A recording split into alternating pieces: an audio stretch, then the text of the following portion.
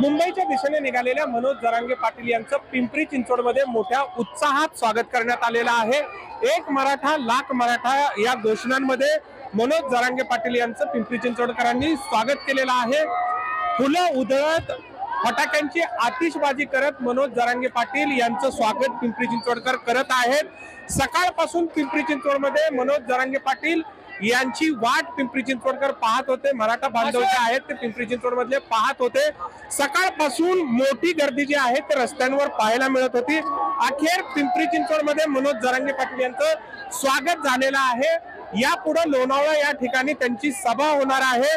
मात्र जवळपास 11:15च्या सुमाराला त्यांचं पिंपरी चिंचवड मध्ये आगमन झालेलं आहे। यापुढे मनोज जरांगे पाटील यांचं चिंचवड स्टेशन डांगे चौक या ठिकाणी ते आणि त्यानंतर त्यांची सभा होणार आहे।